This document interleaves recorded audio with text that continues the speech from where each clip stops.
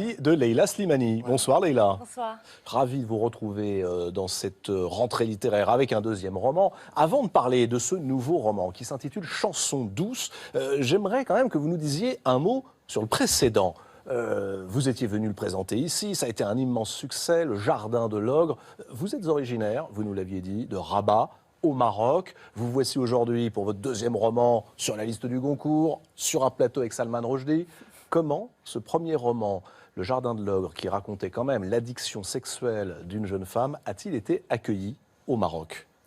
Il a été très bien accueilli et je crois pour deux raisons. D'abord parce que les gens étaient fiers d'une certaine façon d'une jeune femme qui vient s'installer en France et qui réussit en France. Donc les Marocains étaient sans doute fiers de ça. Et aussi je crois que si le sujet n'a pas posé problème, c'est parce que le personnage était française et qu'elle était occidentale et qu'elle souffrait d'une maladie occidentale. Je pense qu'en revanche, si elle avait été musulmane, ça aurait été beaucoup plus problématique. Est-ce que vous aviez hésité à l'époque à faire de ce personnage principal une femme musulmane ? J'avais hésité et si je ne l'ai pas fait, c'est pas parce que j'ai eu peur ou pour ce genre de raisons, c'est parce que je me suis dit que finalement la question de la religion et même les questions sociologiques prendraient le pas sur la description de mon personnage, sur le plaisir que j'aurais à décrire son âme, sa solitude et que finalement j'aurais tellement de choses à expliquer sur la religion que ça étoufferait mon personnage et mon histoire. Donc même logique que celle que nous décrivait Salman Rushdie, pas de message, c'est du roman et on ne cherche pas à faire rentrer au chausse-pied quelque chose qu'on voudrait dire et déclarer. Je vous pose la question parce que dans ce deuxième roman que nous allons ouvrir et compulser ensemble, à un moment, l'un des personnages dit « Ah, moi je ne veux absolument pas d'une nounou qui soit maghrébine ».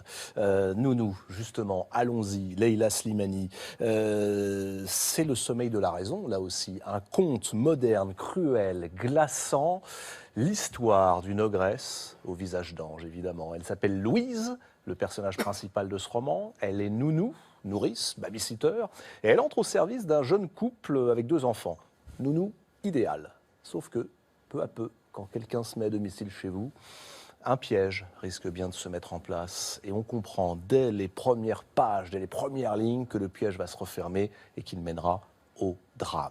J'aimerais qu'on fasse les présentations, Leïla Slimani. Ce couple d'abord, couple classique qui découvre le passage de la vie à 2 à la vie à 3. Voilà, tout à fait pareil, et puis la vie à 4. De ce qu'on appellerait aujourd'hui les adolescents, c'est-à-dire des gens qui ne sont pas tout à fait sortis de l'adolescence, qui sont de jeunes adultes, qui ont 2 enfants en bas âge. Elle, c'est une avocate qui a arrêté sa carrière pour s'occuper de ses enfants. Et lui, un jeune producteur de musique. Voilà, ce sont des bobos qui habitent dans le 10e arrondissement de Paris. Des gens en apparence très bien, qui ont des valeurs d'ouverture, de tolérance. Alors, vous dites c'est des bobos, mais quand on lit ce roman, on pourrait dire que ça peut s'adresser tout de même à n'importe quelle classe sociale. Oui. Si ce n'est que pour vous, tout de même, on a le sentiment que le couple, c'est le lieu de l'horreur absolue. C'est-à-dire que le matin, on s'occupe des enfants, le soir, on est crevé, on s'endort et le lendemain, on recommence. C'est ça la vie de couple pour vous ? C'est pas forcément la vie de couple, c'est la vie domestique. Voilà, la vie domestique, dans le sens où domestique, ça vient de maison. Donc le fait d'avoir une maison, de devoir s'occuper de son foyer, c'est la servitude des enfants, mais la servitude aussi du travail. Voilà, je voulais mettre en avant toutes ces servitudes-là qui font la vie moderne. Et comment passe-t-on justement d'une servitude à ce qu'on croit être la liberté ? Voilà. La mère, Myriam, au départ, ne veut pas entendre parler donc de nourrice. Elle dit, vous dites d'elle à un moment qu'elle se laisse ronger par l'aigreur et les regrets. Est-ce que c'est ça qui la décide à franchir le pas et à accepter de faire comme beaucoup de gens ? Oui, quand elle se retrouve enfermée avec ses enfants, elle perd finalement elle a l'impression de perdre en tout cas toute valeur sociale. Elle a l'impression qu'elle n'existe plus, que son mari a beaucoup de chance, lui, de pouvoir sortir du foyer, s'aérer, rencontrer des gens. Et donc, effectivement, elle sombre dans une forme d'aigreur. Elle devient très agressive vis-à-vis de son mari. Elle se met même par moments à voler à l'étalage. C'est la seule chose qui lui donne un peu d'excitation dans son existence. Oui, voilà, elle devient très aigrie du fait de cette vie au foyer. Bon, je vais être très franc avec vous, Leïla Slimani. Un roman sur des bobos qui prennent une nourrice, a priori, c'est ennuyeux comme la pluie. Salman, c'est pas ça la littérature française. C'est pas juste, je sais pas quoi faire de ma vie, je prends une nourrice. Non, première phrase. Et alors là, ça devient quelque chose. Première phrase, c'est pas je dors. Première phrase, le bébé est mort. Il a suffi de quelques secondes. Pour quelle raison, Leïla Slimani, faites-vous de cette histoire assez banale une tragédie dans laquelle, dès la première ligne, vous nous donnez presque la clé, il va y avoir un drame, mort d'enfant, mort du bébé. Pourquoi dire tout de suite C'est la précisément tragédie? parce que l'histoire est banale qu'il fallait commencer comme ça. C'est-à-dire que le gros problème de ce livre, c'était la forme. L'histoire en elle-même, elle est par définition très répétitive. Il faut raconter l'histoire d'une nounou qui arrive le matin, qui s'occupe des enfants. Puis en plus, s'occuper des petits-enfants, c'est ce qu'il y a de plus répétitif au monde. Vous changez des couches, vous donnez à manger, vous faites faire la sieste. Enfin, ça n'a aucun intérêt sur le plan narratif. Donc il fallait commencer comme ça. D'abord pour que sur le plan de la forme, ce soit intéressant. Et puis surtout, parce que ça rejoint ce que disait Salman Rushdie tout à l'heure, pour que le spectateur soit un acteur du livre. C'est-à-dire que le spectateur en sait plus que les parents. Donc le spectateur, il va avoir Nous, tout le au long, lecteur, on voilà. sait déjà ce qui va se passer. Le lecteur, il a de ce fait-là un regard aigu sur tout. Il regarde les moments où les parents sont aveugles, il regarde tous les moments aussi où ça dérape, où la nounou commence à devenir un peu folle, et donc il est constamment affolé par par ce drame qui se prépare. Il attend toujours le moment où ça va arriver. Et le tout avec un style sec, tranchant comme une lame de rasoir. Vous l'avez lu, Éric Emmanuel Schmitt, Oui. ce roman. Moi, c'est surtout la. Alors c'est vrai que les couches, c'est pas forcément ce qui vous passionne. Non, mais moi, c'est l'écrivain que j'aime. Eh oui. Pas forcément l'histoire qui est racontée, mais c'est l'écrivain qui est capable de m'intéresser à ces personnages-là, ces trois personnages, et surtout une économie dans la description des personnages et dans la description. Enfin, il y a du Simon un peu là-dedans. Enfin, elle fait moi, je pense que ça va être vraiment une.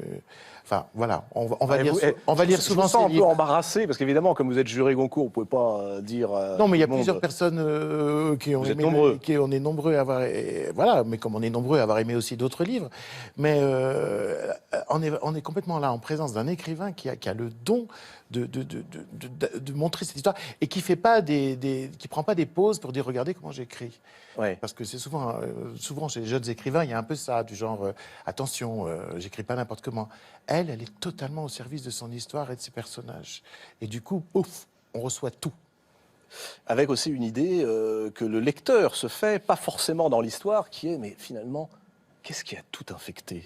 Les silences, les malentendus? Qu'est-ce qui fait, et pas forcément seulement chez un couple de bobos, que tout à coup, la plaie permet qu'on s'incruste?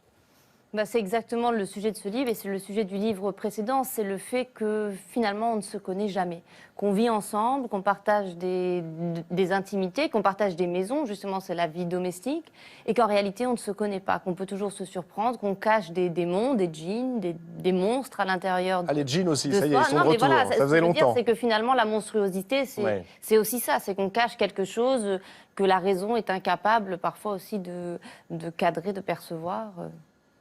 Charge quand même, terrible aussi, contre une certaine idée de la vie de couple, tant qu'elle ne s'interroge pas, tant qu'elle ne se remet pas en cause, qu'elle ne fait pas de place à la fantaisie, à l'imagination. Je ne sais pas si c'est tellement contre la vie de couple que contre aussi la relation plutôt entre ce couple d'employeurs et cet employé. C'est plutôt cette relation-là que j'interroge, à mon avis, plus que la relation de couple. C'est le fait de sacrifier finalement sa liberté au confort, de ne pas se rendre compte qu'on peut avoir une attitude extrêmement humiliante vis-à-vis des autres. Le fait d'occulter aussi, d'occulter la vie des autres, de ne pas vouloir regarder en face la pauvreté. Qui est-elle? Voilà, Finalement, on ne le sait qui pas. Elle est là est, pour sa s'occuper des enfants, mais solitude. voilà, quelle est sa vie, quel problème doit-elle elle-même faire face? Tout ça est totalement oublié, et pourtant, ça devient l'un des piliers de la famille. On l'emmène même en vacances, tellement elle est idéale et efficace. Oui, parce que finalement, elle répond à tous leurs désirs avant même qu'ils ne les expriment. Elle devance tous leurs désirs, elle est totalement à leur merci, elle fait tout ce qu'ils veulent. Avec les enfants, elle est absolument parfaite. Donc, il n'y a aucune raison pour que finalement, ils ne le fassent pas. C'est ce qu'ils se disent à un moment. Pourquoi on lui dirait non alors que c'est elle qui propose? On ne lui impose rien. Vous dédiez ce roman à votre fils. Vous en avez une nounou, vous-même? Oui, j'en ai eu une et c'est aussi ça qui m'a donné cette idée, c'est que je me suis rendu compte à quel point cette relation entre une mère et une nounou était une relation profondément ambiguë, parce que finalement on paye quelqu'un pour aimer vos enfants et pour prendre soin de vos enfants, pour assurer leur sécurité. Et finalement, cette relation qui est censée être une relation, enfin la dialectique maître-esclave, elle est constamment, elle bascule tout le temps. On ne sait jamais qui a le pouvoir sur l'autre, parce qu'à partir du moment où on a un pouvoir sur vos enfants, on a un pouvoir sur vous. Et donc c'est cette relation, cette tension qui m'a fascinée. Et il y a effectivement le style et l'ambiguïté. Tout à l'heure, Éric Emmanuel Schmitt a évoqué Simon. C'est vrai qu'on est dans cette merveilleuse ambiguïté. Et comme chez Salman Rushdie, le bien, le mal, ça n'existe plus. Il faut inventer d'autres catégories, en réalité. Salman